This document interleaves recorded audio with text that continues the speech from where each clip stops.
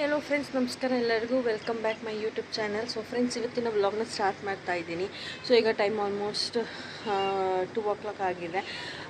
So ಊಟ ಮುಗಿಸ್ಕೊಂಡ್ಮೇಲೆ ನನಗೆ ಒಂದು ಅಭ್ಯಾಸ, ಊಟ ಮುಗಿಸ್ಕೊಂಡ್ಮೇಲೆ ಬಂದು ಒಂದು 10 ನಿಮಿಷ ಇಲ್ಲಿ ಹಸ್ಗಳ ಮನೇಲಿ ಹೋಗಿ ಕೂತ್ಕೊಂಡಿದ್ದು ಹೋಗಬೇಕು.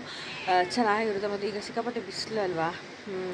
ಸೊ ಹಸುಗಳೇನ ಏಗ್ತಾ ಇದೆಯೋ ಏನು ಅಂತ ನೋಡ್ಕೊಬೇಕು. ಈಗ ಕೇರ್ಫುಲ್ಲಾಗಿ ಹಸುಗಳನ್ನ ನಾವು ನೋಡ್ಕೊಬೇಕಾಗುತ್ತೆ ಬಿಸಿಲು ಟೈಮಲ್ಲಿ.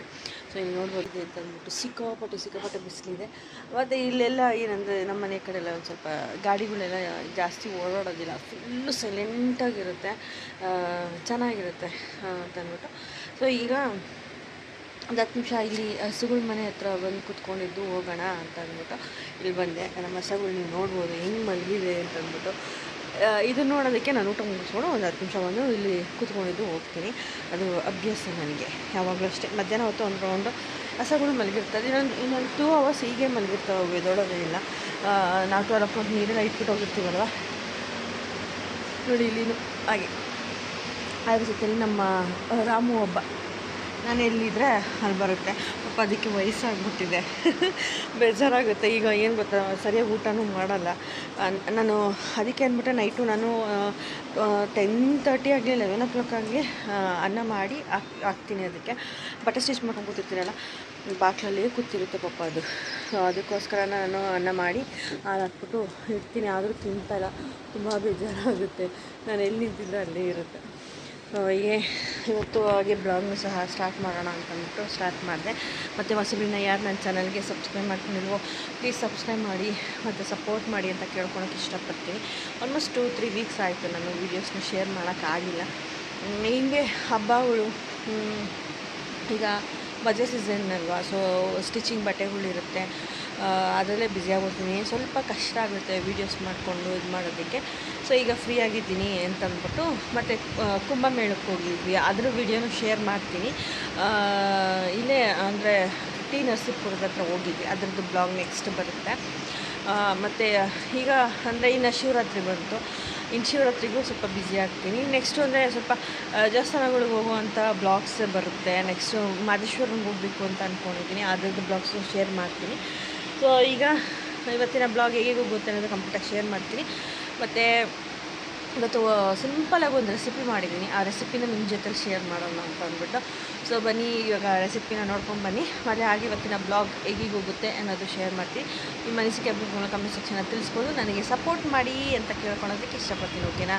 ಸೊ ಎಲ್ಲೂ ಸ್ಕಿಪ್ ಮಾಡಬೇಡಿ ನನ್ನ ವೀಡಿಯೋನ. So friends, simple recipe, batch ಮಾಡ್ಬೋದು, ತುಂಬ ಸುಲಭವಾಗಿ ಸೈಡ್ ಡಿಶ್ಶಾಗಿ ಚೆನ್ನಾಗಿರುತ್ತೆ. ಹೇಗೆ ಪೆಪ್ಪರ್ ಡ್ರೈ ಮಾಡೋಣ ಅಂದ್ಬಿಟ್ಟು ಇಲ್ಲಿ ಶುಂಠಿ ಬೆಳ್ಳುಳ್ಳಿ ಪೇಸ್ಟ್ ತೊಗೊಂಡಿದ್ದೀನಿ, ಈರುಳ್ಳಿ, ಹಸಿಮೆಣ್ಸಿನ್ಕಾಯಿ, ಕರ್ಬೇವಿನ ಸೊಪ್ಪು, ಕೊತ್ತಂಬರಿ ಸೊಪ್ಪು, ಮೆಣಸು ಮತ್ತು ಮೊಟ್ಟೆ ಬೇಯಿಸಿಟ್ಕೊಂಡಿರುವಂಥದ್ದು. ಮೇಯ್ನು ಪೆಪ್ಪರ್ ಬೇಕು. ನಾನು ಇದು ಚಿಕನಲ್ಲಿ ಮಾಡಿದ್ದೆ, ಮೊಟ್ಟೆಲಿದೆ ಫಸ್ಟ್ ಟೈಮ್ ಮಾಡ್ತಾ ಇರೋದು.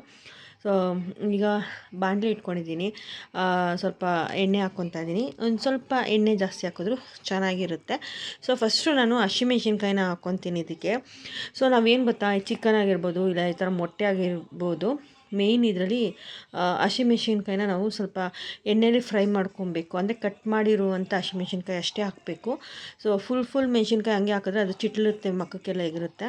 ಸೊ ಕಟ್ ಮಾಡಿರುವಂಥ ಹಸಿಮೆಣ್ಸಿನ್ಕಾಯಿ ಚೆನ್ನಾಗಿ ಎಣ್ಣೆಯಲ್ಲಿ ಫ್ರೈ ಮಾಡ್ಕೊಬೇಕಾಗುತ್ತೆ. ಆವಾಗ ಆ ಥರ ಎಲ್ಲ ಚಿಟ್ಲೋದಿಲ್ಲ. ಯಾಕಂದರೆ ಈ ಥರ ಎಣ್ಣೆಲಿ ಫ್ರೈ ಮಾಡ್ಕೊಂಡಾಗ ಹಸಿಮೆಣ್ಸಿನ್ಕಾಯಿ ನಾವು ತಿನ್ಬೋದು, ಖಾರವಾಗಿ ತುಂಬ ಚೆನ್ನಾಗಿರುತ್ತೆ ಅಂತ ಅಂದ್ಬಿಟ್ಟು ಕರ್ಬೇವಿನ ಸೊಪ್ಪು ಹಾಕ್ಕೊಂಡಿದ್ದೀನಿ. ನೆಕ್ಸ್ಟ್ ಬಂದುಬಿಟ್ಟು ಇಲ್ಲಿ ಈರುಳ್ಳಿ ತೊಗೊಂಡಿದ್ದೆ, 2 ಚಿಕ್ಕದು 2 ಈರುಳ್ಳಿ ಹಾಕ್ಕೊತಾ ಇದ್ದೀನಿ. ಈರುಳ್ಳಿ ಇದೆಲ್ಲ ಚೆನ್ನಾಗಿ ನಾವು ಎಣ್ಣೆಲಿ ಫ್ರೈ ಮಾಡ್ಕೊಬೇಕು. ಫ್ರೈ ಮಾಡ್ಕೊಂಡಾದಮೇಲೆ ರುಚಿಗೆ ಬೇಕಾಗಿರುವಂಥ ಉಪ್ಪು ಸಹ ಹಾಕ್ಕೊತಾ ಇದ್ದೀನಿ. ಏನಂದರೆ ನಾವು ಬೇಳೆ ಸಾಂಬಾರು ಮತ್ತು ರಸಮ್ಮು, ಮೊಸಪ್ಪು ಇದೆಲ್ಲ ಮಾಡಿದಾಗ ಈ ಸೈಡ್ ಡಿಶ್ಶಾಗಿ ತುಂಬ ಟೇಸ್ಟಿಯಾಗಿ ಚೆನ್ನಾಗಿರುತ್ತೆ ಅಂತ ಹೇಳೋಕ್ಕೆ ಇಷ್ಟಪಡ್ತೀನಿ. ನೆಕ್ಸ್ಟು ಬಂದುಬಿಟ್ಟು ಶುಂಠಿ ಬೆಳ್ಳುಳ್ಳಿ ಪೇಸ್ಟ್ ಹಾಕ್ತಾಯಿದ್ದೀನಿ.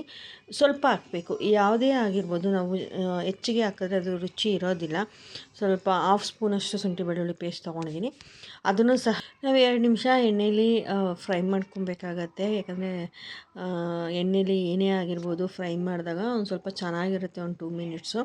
ಸೊ ಈಗ ನಾನು ಶುಂಠಿ ಬೆಳ್ಳುಳ್ಳಿ ಪೇಸ್ಟೆಲ್ಲ ಚೆನ್ನಾಗಿ ಫ್ರೈ ಮಾಡ್ಕೊಂಡಿದ್ದಾಯಿತು.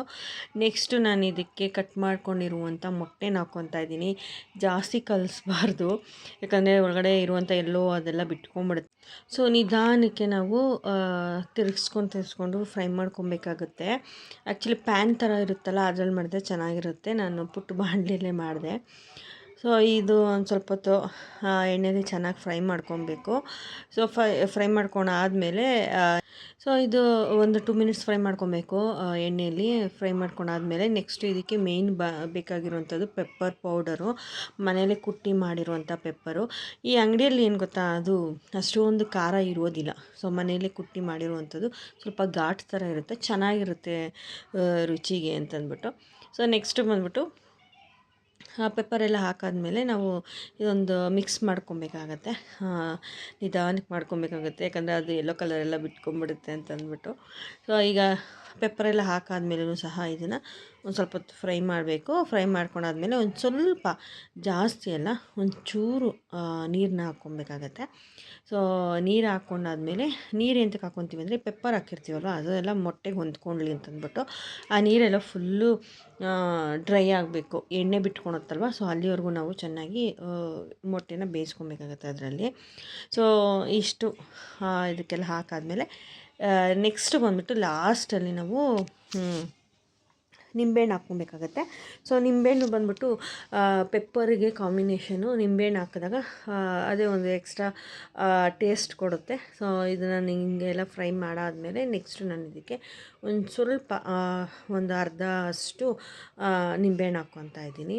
ಸೊ ನಿಂಬೆಹಣ್ಣು ಹಾಕ್ಕೊಂಡ್ರೆ ಡಿಶ್ಶು ರೆಡಿ ಆಯಿತು ಅಂತಂದ್ಬಿಟ್ಟು ಲಾಸ್ಟಲ್ಲಿ ಈ ಥರ ನಿಂಬೆಹಣ್ಣು ಹಾಕ್ಕೊಬೇಕಾಗತ್ತೆ. ಸೊ ನಿಂಬೆಹಣ್ಣು ಹಾಕಾದ್ಮೇಲೆ ಪುನಃ ನಾನು ಒಂದು ಸ್ವಲ್ಪ ತಿರುಗಿಸಿ ಲಾಸ್ಟಲ್ಲಿ ಇದಕ್ಕೆ ಫೈನಲಿ ಕೊತ್ತಂಬರಿ ಸೊಪ್ಪು ಹಾಕಿದ್ರೆ ಎಗ್ ಪೆಪ್ಪರ್ ಫ್ರೈ ರೆಡಿ ಆಯಿತು ಅಂತ ಹೇಳ್ಬೋದು.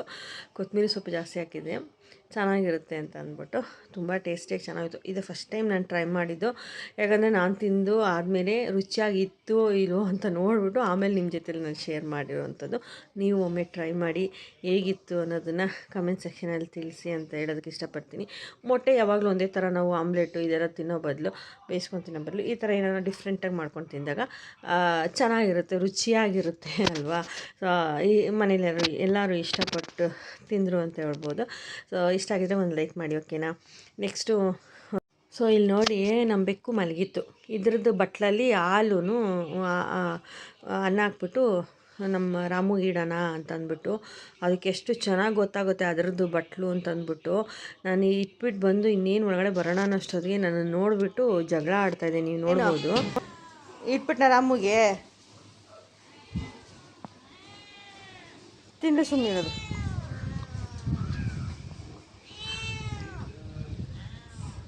ಏನಾ ತಿಂದು ಸುಮ್ಮನಿರು ರಾಮು. ಸೊ ಅದಕ್ಕೂ ಎಷ್ಟು ಬುದ್ಧಿ ಇದೆ. ಅತ್ತೆ ಹೇಳ್ತಾ ಇರ್ತಾರೆ, ಅಲ್ಲೊಂದು ಕಾಗೆ ಕುತ್ಕೊಳುತ್ತೆ ಅತ್ತೆ ಮನೆ ಹತ್ರ, ಅದಕ್ಕೆ ಅನ್ನ ಹಾಕಿದಾಗೂ ಈ ಬೆಕ್ಕು ಇದೇ ಥರ ಮಾಡುತ್ತೆ. ತುಂಬ ಚುರುಕಿದೆ ಅಂತ ಹೇಳ್ಬೋದು. ಸೊ ಫ್ರೆಂಡ್ಸ್, ಇದಾಗಿತ್ತು ಬ್ಲಾಗ್. ಮುಂದಿನ ಒಂದು ವಿಡಿಯೋದಲ್ಲಿ ಸಿಗ್ತೀನಿ. Thank you.